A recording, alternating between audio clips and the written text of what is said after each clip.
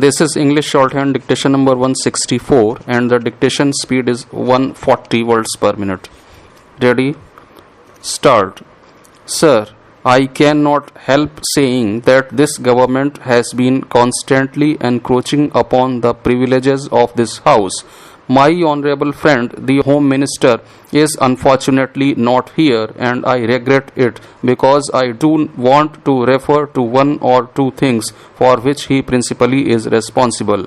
I have noticed that ever since the Congress government has taken office, the Honorable Home Minister has insisted that this House has no right to pass upon any rules that the government might make under any particular law that this House may have passed. Sir, I say that this is an encroachment upon the authority of this House. I say that there are rules and rules. There are rules which merely carry out what is called the administrative policy. There are rules which are nothing else but a part of the law. And I claim and I insist that wherever a rule is a part of the law, then this House has not only the right to pass upon the original legislation, but it has the right to pass upon the rule as well. I do not understand how any executive government can appropriate this field to itself, but the Congress government has done it, time in and time out. It encroached upon this privilege of the House. This lifting of money, this asking for a blank check is another encroachment upon the privileges of this House. I do not know what the situation now is, but I was quite familiar with what is known as the devolution rules, which were prepared under the old Government of India Act, and I think my honorable friend the Finance Minister will bear me out that one section of the devolution rules included what is called the Constitution of the Finance Department. It was one of the cardinal principles then recognized under the old Government of India Act that the Finance Department ought not to be a transferred department.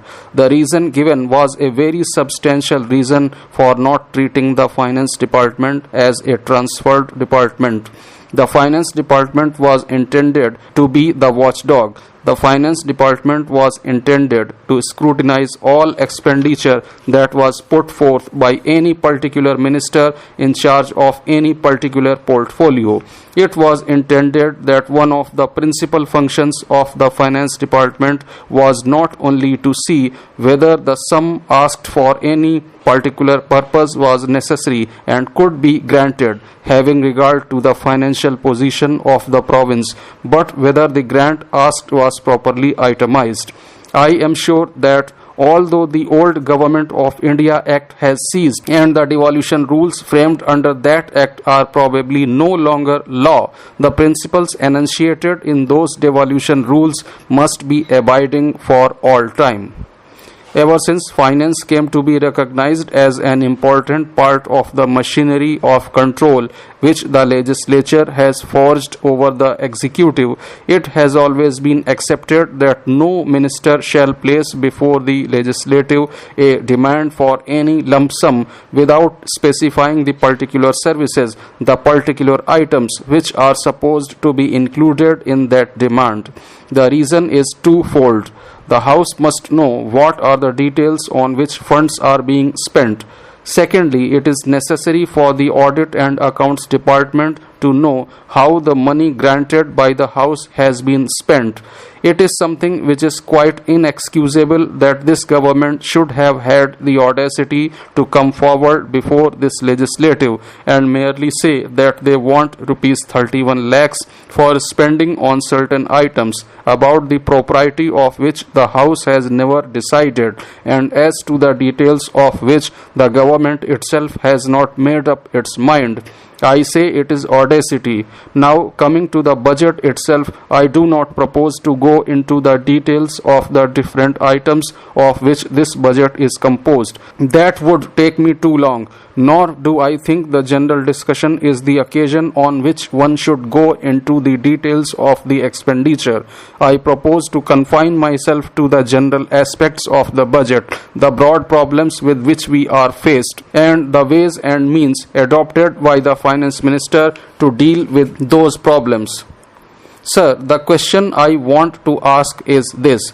what are the liabilities, responsibilities which the Congress government proposes to take upon its shoulders. Let us realize what our total liabilities are. Sir, it is a small matter whether these liabilities are such that we can meet them tomorrow, or whether it will take a long time for us to meet these liabilities. That is altogether a different question. It is quite essential and in fact fundamental question that those who are sitting on this side and those who are sitting on the other should know once for all what we propose to undertake with respect to the welfare of the people of this province. Therefore, it is very necessary that we should take stock of what the ultimate position is going to be, apart from the question how we meet and how soon we shall meet.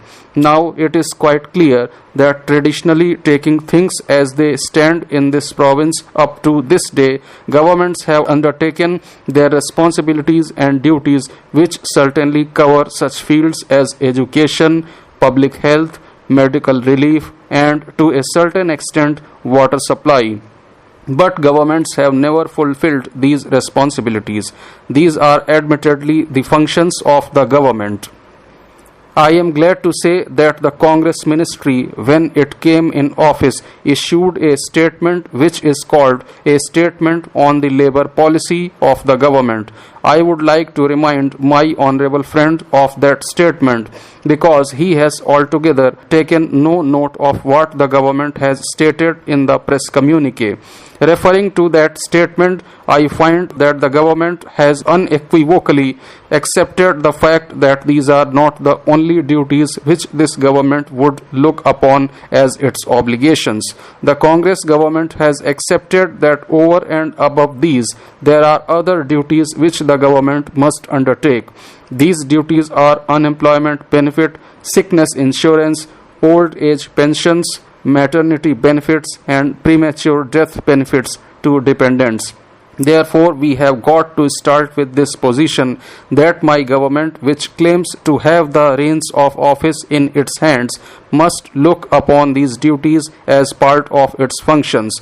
The question is, what are going to be the total liabilities of the government if the government were to decide upon discharging these obligations?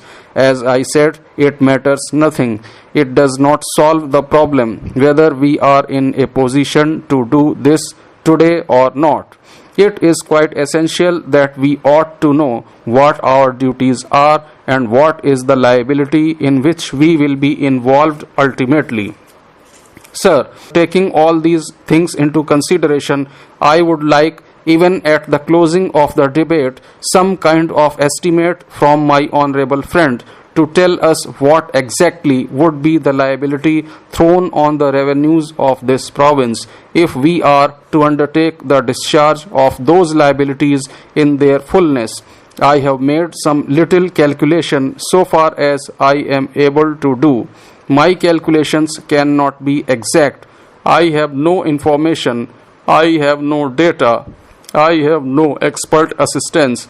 But I have ventured to make some kind of estimate to find out exactly what would be the total financial liabilities of the government.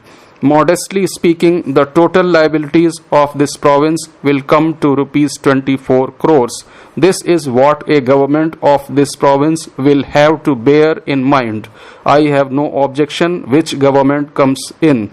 Even this government may perpetually carry on the administration of this province. I have no quarrel so long as that government is conscious of what its obligations are. The question we have to bear in mind is, how are you going to raise this sum of 24 crores? It may be a little more or a little less. Somewhere about that figures will be the liability of the government in this province to undertake. Is it within the competence of this government or any government for that matter to raise this sum?